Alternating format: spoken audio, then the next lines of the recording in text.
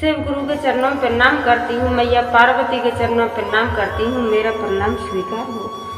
साहिब भैया के चरणों में प्रणाम करती हूँ, नीलम दीदी के चरणों में प्रणाम करती हूँ, मेरा प्रणाम स्वीकार हो। सभी देवी देवताओं के चरणों में प्रणाम करती हूँ, सभी गुरु बहन गुरु भाइयों को प्रणाम करती हूँ, मेरा प्रणाम स्वीकार हो। साहिब भैया नीलम दीदी के माध्यम से हमें 3 सूत्र मिला है। पहले में दया मांगना है, दूसरे में चर्चा करना है, तीसरे में 1 से 8 बार से प्रणाम करना है। रुद्राक्ष की माला द्वारा कर सकते हो, सांस द्वारा कर सकते हो, उंगली द्वारा कर सकते हो। 1 से 8 बार से हमें प्रणाम करना है। आइए मैं आप सबको एक कथा सुनाने जा रही हूँ। शंकर भगवान और मैया पार्वती दोनों कैलाश पर्वत पे तो रहते ही थे, आप सबको ही जानते हो। तो शंकर भगवान का तो काम था कि पूरे ब्रह्मांड पर घूमना फिरना और देखना कहाँ क्या हो रहा है। तो एक दिन मैया पार्वती शंकर भगवान से कहने लगी कि स्वामी जी मैं भी आपके साथ अब ब्रह्मांड पर जाना चाहती हूँ। तो शंकर भगवान कहने लगे कि हाँ चलो। तो मैया पार्वती और शंकर भगवान दोनों ब्रह्मांड पर घूमने के लिए निकले। तो उन मैया पार्वती ने क्या देखा कि किसी के पास 4 मंजिल मकान है, किसी के पास 2 मंजिल मकान है, तो किसी के पास मढ़िया भी नहीं है, बेचारा अपना रोड पे फुटपाथ पे ही गुजर कर रहा है। और किसी के पास अपना मढ़िया है और किसी के पास वो भी नहीं है, बेचारे ऐसे ही अपने गुजर कर रहे हैं। ये सब मैया पार्वती ने दृश्य देखा और यह देख करके मैया पार्वती और शंकर भगवान दोनों अपने कैलाश पर्वत पर पहुँचे। तो वहाँ जाकर के मैया पार्वती शंकर भगवान से कहने लगी कि स्वामी मैं आपसे एक बात कहना चाहती हूँ, मैं एक आपसे बात पूछना चाहती हूँ। तो शंकर भगवान कहने लगे कि पूछिए। तो मैया पार्वती पूछने लगी, कहने लगी कि स्वामी ये आपने कैसा ब्रह्मांड रचाया है कि किसी के पास तो 2 मंजिल मकान है और किसी के पास 4 मंजिल है और किसी के पास बेचारे के पास मढ़िया भी नहीं है, अपना फुटपाथ पे ही अपना गुजर कर रहा है और किसी के पास मढ़िया छप्पर ऐसे ही अपने गुजर कर रहे हैं।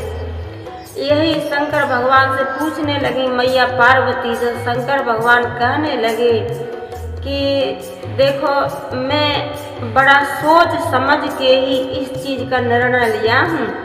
तो मैया पार्वती कहने लगी कि मुझे ये सब नहीं चाहिए, मेरे को तो यह चाहिए कि मेरे को सब एक जैसे होने चाहिए। तो शंकर भगवान मैया पार्वती की बात को इनकार न कर सके।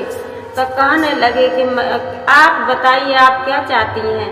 कि मैं तो ये चाहती हूँ कि सब कोई एक जैसे हों।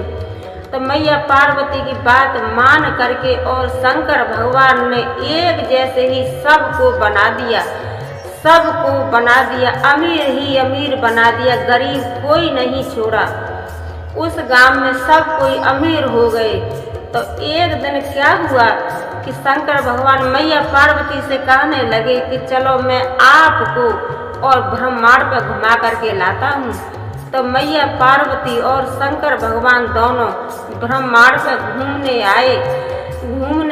तो वो क्या देख रही है मैया पार्वती कि उसी गांव के पास एक गांव और था। तो उस गांव में बेचारे गरीब और अमीर दोनों ही रहते थे।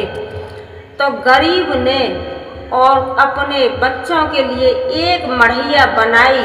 तो वो बेचारा अमीरों के पास गया और कहने लगा कि भाई मैंने अपने बच्चों के लिए मढ़िया बनाई है और मेरी मढ़िया को उठवा दीजिए, मेरे बच्चों के लिए छाया करवा दीजिए। तो किसी ने इनकार कर दिया, किसी ने भी हाँ नहीं किया और कहने लगे कि जा हम मढ़िया किसी की नहीं उठाएंगे, क्यों कि हम अमीर आदमी हैं। और तू गरीब है तो हम अमीर गरीब का काम कभी नहीं करते हैं। तो ये सुन करके बेचारा जो मढ़ैया उठवाने के लिए आया, रखवाने के लिए आया, तो वो बेचारा वापस चला गया। तो यही दृश्य हो रहा था तो शंकर भगवान ने मैया पार्वती को दिखाया। देख करके फिर लौट के और कैलाश पर्वत पर दोबारा पहुँचे। तो फिर शंकर भगवान मैया पार्वती से कहने लगे कि आपने देख लिया कि मैं सबको बराबर बराबर ही कर दूंगा, तो गरीब अमीर सब एक जैसे हो जाएंगे। तो अमीरों का काम कौन संभालेगा, कौन करेगा? गरीबों सब कोई अमीर ही हो जाएंगे, तो गरीबों को कोई देखने वाला नहीं रहेगा।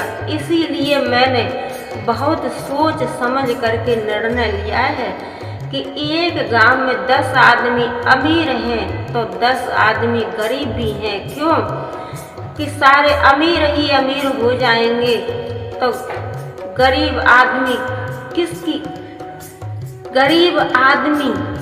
तो कोई रहेगा नहीं, क्योंकि सब अमीर ही अमीर हो जाएंगे। तो उनकी मेहनत कौन करने जाएगा? बड़े आदमी की, अमीरों की मेहनत, काम मजदूरी कौन करने के लिए जाएगा? इसीलिए मैंने सोच समझ के ही निर्णय लिया है।